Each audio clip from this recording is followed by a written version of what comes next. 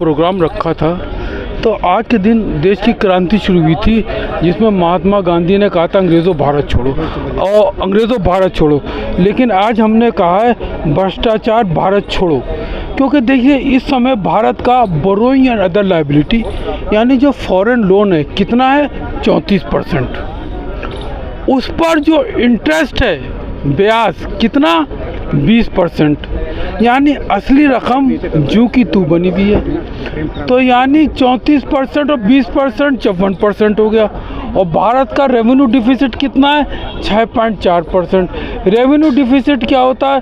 सरकार का खर्चा और आमदनी में जो अंतर होता है, डिफरेंस होता है, उसको रेवेन्यू डिफिसिट कहते हैं।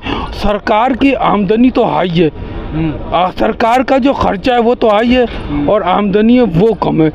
इससे ये हुआ कि 34% विदेशी loan plus 20% interest plus 6.4% revenue deficit, ये सब मिला के होता है 60.4%, 60.4%। वर्ल्ड बैंक का जो डेलीगेशन फाइनेंस मिनिस्टर जी से मिला, प्रधानमंत्री जी से भी मिला। प्रधानमंत्री ने इस वक्त जो भारत के ऊपर ये जो बढ़ता कर्जा जो है, ये कोरोना और ओमिक्रॉन से ज़्यादा ख़तरनाक है। देश कर्जे में डूब रहा है। और पिछले साल विदेशी जो लोन था कितना था 16.61%, 2022 और 23 में। 2023 और 24 में प्रधानमंत्री ने कहा कि आत्मनिर्भर भारत, उनके सूचना प्रसारण मंत्री ने भी आत्मनिर्भर भारत की बात कही, उनके कॉमर्स मिनिस्टर साहब ने इंडिया विज़न 2030 और फिर 2047 की बात कही, आत्मनिर्भर भारत बात कही। उन्हीं की फाइनेंस मिनिस्टर ने होलिस्टिक गवर्नेंस प्लान की बात करी और उन्होंने ये कहा कि आत्मनिर्भर भारत जो है देश को सक्षम बनाएगा सामाजिक आधार पर, स्वस्थ बनाएगा आर्थिक आधार पर और स्थायी बनाएगा राजनीतिक आधार पे। प्रधानमंत्री ने राजनीतिक आधार पे देश को स्थायी बना दिया, हम उसको इनकी बधाई देते हैं। G20 में ग्रुप 20 की उन्होंने दक्षता हासिल कर ली, बधाई हो।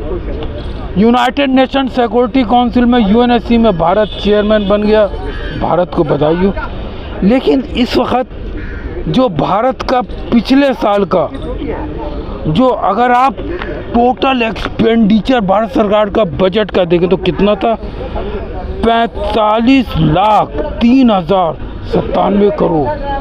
और भारत सरकार की 2023 और 24 में रेवेन्यू इनकम कितनी थी 27,16,281 करोड़। यानी भारत सरकार को जो घाटा हो रहा है वो 17,86,816 करोड़ का, जो 6.4% है। इस समय देश के अंदर प्राइमरी डिफिसिट है, फिस्कल डिफिसिट है और रेवेन्यू डिफिसिट है। आप कितने ही अच्छे से अच्छा इकोनॉमिस्ट ले आइए, कितना ही ऐसे अच्छे से अच्छा फाइनेंस मिनिस्टर ले आइए, कितना ही अच्छे से अच्छा आप प्राइम मिनिस्टर ले आइए, देश की वो महंगाई नहीं रोक सकता। देश का ख़जाना खाली हो गया है। अब देश जो है का हमें ये डर है कि कहीं हमें जिस तरह से एक दफ़ा, मैं किसी प्रधानमंत्री का नाम नहीं लेता, देश का सोना दिल्ली में रखना पड़ गया। तो हम ये चाहते हैं प्रधानमंत्री जी एग्रीकल्चर के साथ साथ इंडस्ट्री का प्रोडक्शन बढ़ाएं और कॉस्ट वैल्यू डिक्रीज़ करें, जो लागत मूल्य वो कम कर दें। इन्होंने विज्ञान भवन में कहा नेशनल लॉजिस्टिक पॉलिसी के ऊपर बहुत अच्छा लेक्चर दिया, optimum utilisation of resources and decrease logistic cost. लेकिन लॉजिस्टिक कॉस्ट नहीं डिक्रीज हो रही है। भारत का जो इंपोर्ट सेक्टर यानी जो कि हम बाहर मुल्कों में सामान भेजते हैं, बायलेटर और मल्टीलेटर ट्रेड रिलेशन में भारत का घाटा बढ़ता ही चला जा रहा है।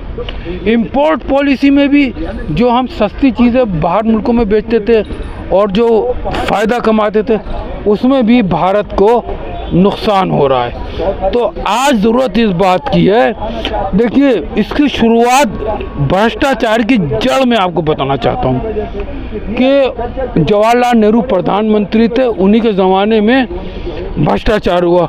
उन्हीं के दामाद फिरोज़ गांधी ने संसद में मामला उठाया कि भ्रष्टाचार हुआ है। प्रधानमंत्री ने कहा छागला कमेटी बनाओ। छागला कमेटी बनी। छागला कमेटी ने कहा कि भ्रष्टाचार हुआ है। तो जवाहरलाल नेहरू ने क्या कहा कि भाई फाइनेंस मिनिस्टर इस्तीफ़ा दे दें और ये मुद्दा ख़त्म हो जाएगा। और उन्होंने संसद में कहा कि फाइनेंस मिनिस्टर ने इस्तीफ़ा दे दिया, अब तो मामला ख़त्म हो गया। 1957 में अटल बिहारी वाजपेयी भी संसद में आए थे, युवा नेता थे, बड़ा करारा भाषण देते थे। उन्होंने तो ऐसा भाषण दिया कि 1958 में जवाहरलाल नेहरू को प्रधानमंत्री रहते बजट पेश करना पड़ा।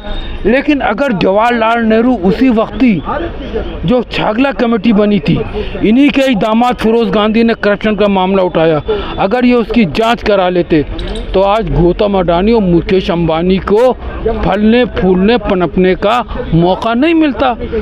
गौतम अडानी मुकेश अंबानी 1990 और 91 और 95 से इनकी बढ़ोतरी हुई। उससे पहले टाटा बिरला थे और डालमिया थे। सिर्फ नाम का फ़र्क आया, सिस्टम वही चल रहा है। तो अब ज़रूरत इस बात की है कि प्रधानमंत्री जो है अपना जो है, और प्रधानमंत्री ने जो अपनी नेशनल लॉजिस्टिक पॉलिसी बनाई थी, उन्होंने कहा कि हम प्रोडक्टिविटी बढ़ाएंगे एग्रीकल्चर और इंडस्ट्री सेक्टर में।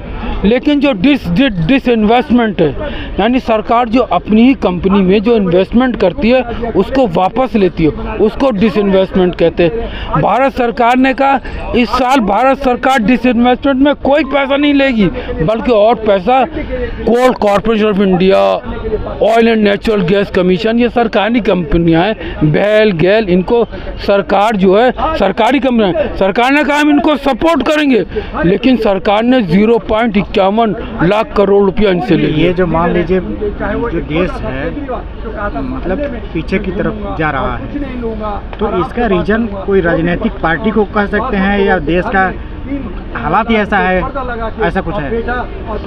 देखिए ये इस वक्त जो जिम्मेदार मोदी को मानते हैं क्या? मोदी से नहीं, 1947 से लेकर जितने प्रधानमंत्री हैं सब जिम्मेदार हैं। किसी के ज़माने में कम भ्रष्टाचार हुआ, किसी के ज़माने में ज़्यादा हुआ।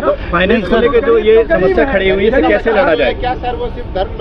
देखिए अगर मैं सच्चाई बोलूँगा तो मुझे ये डर है कि कहीं मुझे सुप्रीम कोर्ट ही जाना पड़ता। बोलिए सर। असल बात यह कि हमारा जो इंडियन फाइनेंशियल सिस्टम कोड जो है IFSC, जो अलग अलग बैंकों में अलग अलग नंबर का है, इसका जो डबल रेगुलेशन जो है इसमें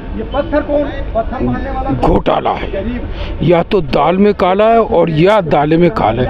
और 2023 में जो फाइनेंस मिनिस्टर हैं मौजूदा निर्मला सीतारमण ने, इन्होंने जो न्यू इनकम टैक्स पॉलिसी रखी, इन्होंने कहा कि ऑप्शन है, यानी कि हर व्यक्ति को इनकम टैक्स के बारे में ये अधिकार है कि चाहे वो ओल्ड इनकम टैक्स रिजीम को अपनाए या पुरानी को अपनाए।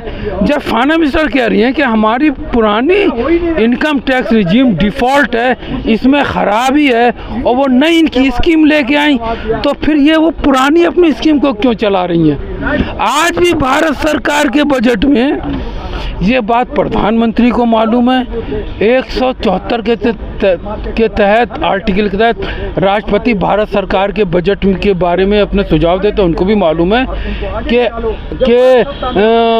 इनकम टैक्स के मामले में डबल रेगुलेशन है, और इनकम टैक्स के ज़माने में पुरानी भी रिजीम चल रही है और नई भी रिजीम चल रही है। और इसके अलावा इस वक्त के बजट में जो मिडिल क्लास के ऊपर अप टू 7 लाख करोड़ रुपया जो उन्होंने कहा कि हम जो टैक्स कोई नहीं देगा, लेकिन उन्होंने कहा कि नहीं जनाब, पुरानी भी स्कीम चल सकती है। तो ये जो है या तो दाल में घोटाला है या घोटाले में दाल है, इसकी बाकायदा जांच होना चाहिए। और इसके लिए मैं चाहूँगा कि जो हमारा जो रिजर्व बैंक ऑफ इंडिया है, हाँ, असली जो बात मैं बताऊं कि हमारा जो रिजर्व बैंक ऑफ इंडिया है उसके 252 जो है उसकी ब्रांचेज हैं, बड़ी ब्रांचेज, और उनकी जो छोटी जो ब्रांचेज हैं वो 163,677 है। इन सब के अंदर डुअल रेगुलेशन IFSC का बंद किया जाए। और क्योंकि ये डुअल रेगुलेशन जो है ये कैसे हो रहा है, ये हमारी जो LPG की जो गैस आइडेंटिटी है और मोबाइल नंबर है और जो कि पैन कार्ड है, ये पता नहीं किससे एडजस्ट कर लेते हैं और डुअल डुप्लीकेट आइडेंटिटी बना देते हैं। और जो बैंकों में पैसे का लेन देन चल रहा है, आप सुनते होंगे कि इतना पैसा निकल गया, इतना निकल गया, इतना निकल गया। तो इसकी जब मैंने जड़ पता लगाई तो पता लगा कि इंडियन फाइनेंशियल सिस्टम कोड जो IFSC चल रहा है इसके अंदर या तो दाल में काला है या काले में दाल है।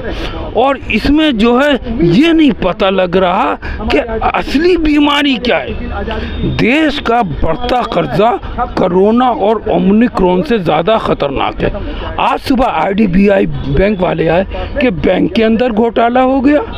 मैंने कहा कि इंटरनेट है और आपका तो पूरा CCTV कैमरे। बोले नहीं, हमारी जो चेक बुक थी उससे पैसा निकल गया।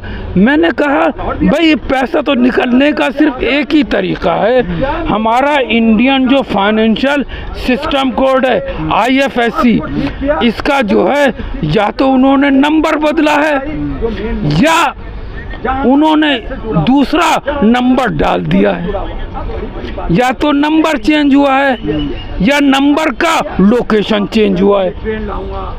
यानी या तो दाल में काला या काले में दाल काले में दाल। और ये जो बढ़ता हुआ जो भ्रष्टाचार है और ये जो कर्जा है देश का, ये कोरोना और ओमिक्रॉन से ज़्यादा खतरनाक है।